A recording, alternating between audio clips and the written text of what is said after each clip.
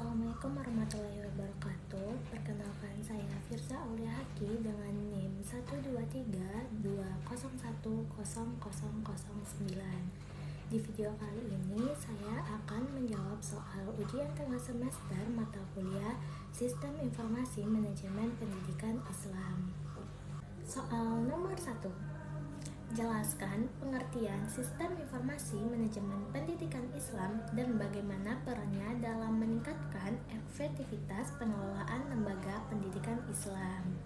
Sistem Informasi Manajemen Pendidikan Islam itu bisa dibilang sebagai sistem yang mengumpulkan, menyimpan, mengelola, dan menyebarkan data yang berhubungan sama kegiatan pendidikan Islam.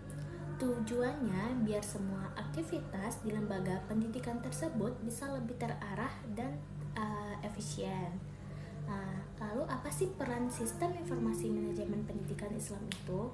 Nah, peran Sistem Informasi Manajemen Pendidikan Islam itu sendiri sangat penting karena bisa ngebantu pihak manajemen, guru, dan tenaga pendidikan dalam mengambil keputusan yang lebih cepat dan akurat. Nah, misalnya lewat Sistem Informasi Manajemen Pendidikan Islam ini, data siswa, keuangan, dan akademik bisa diakses secara cepat. Jadi tidak perlu repot lagi mengakses data tersebut secara manual yang membutuhkan waktu yang sangat lama. Nah, dengan begitu aktivitas pengelolaan lembaga pendidikan Islam ini dapat meningkat.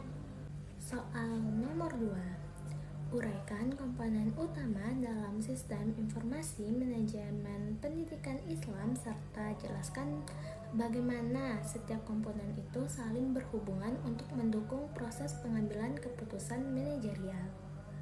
Komponen utama Sistem Informasi Manajemen Pendidikan Islam dan hubungannya komponen utama dalam Sistem Informasi Manajemen Pendidikan Islam biasanya ada beberapa, yaitu yang pertama ada input, yaitu berupa data-data mentah seperti data siswa, guru, kurikulum, keuangan, sarana prasarana, dan absensi.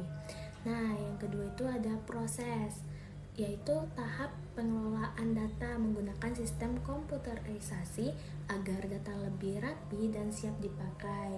Lalu yang ketiga itu ada output, yaitu hasil dari proses tadi, misalnya laporan keuangan, rekap nilai, absensi, atau analisis akademik.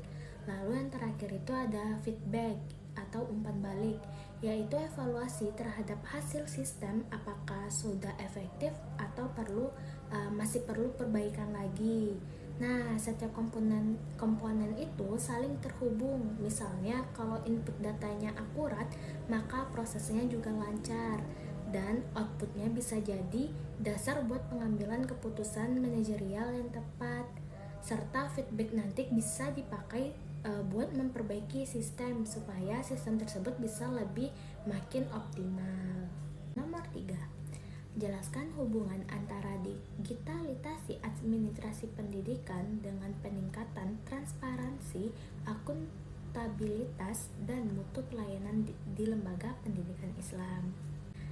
Digitalisasi administrasi pendidikan punya hubungan erat sama peningkatan transparansi dan akuntabilitas.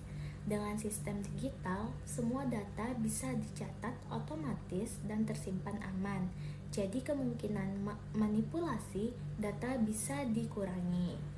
Nah, selain itu transparansi meningkat karena ada data yang bisa diakses oleh pihak yang berwenang kapan saja.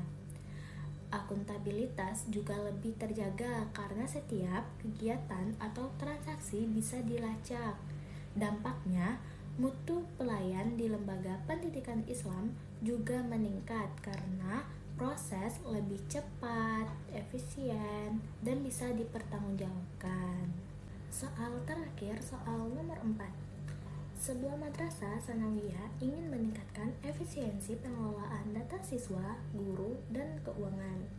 Nah, selama ini semua data masih dikelola secara manual menggunakan buku catatan dan lembar Excel yang terpisah. Lalu kepala madrasah berencana mengembangkan sistem informasi manajemen pendidikan Islam berbasis web untuk mempermudah pengelolaan data dan pelaporan. Nah, pertanyaannya, jelaskan langkah-langkah yang harus dilakukan madrasah tersebut dalam mengembangkan dan mengimplementasikan sistem informasi manajemen pendidikan Islam ini.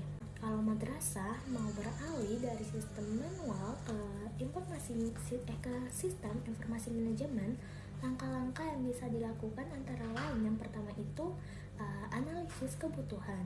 Nah, pahami dulu data apa aja yang perlu dikelola, baik itu data siswa, guru, keuangan, kurikulum, dan lain-lain. Lalu yang kedua, perencanaan sistem. Tentukan software, hardware, dan sumber daya manusia yang dibutuhkan. Lalu yang ketiga itu pelatihan staff. Nah, di sini guru dan karyawan perlu dilatih supaya bisa memakai sistemnya dengan baik dan lancar. Lalu yang keempat itu ada implementasi bertahap.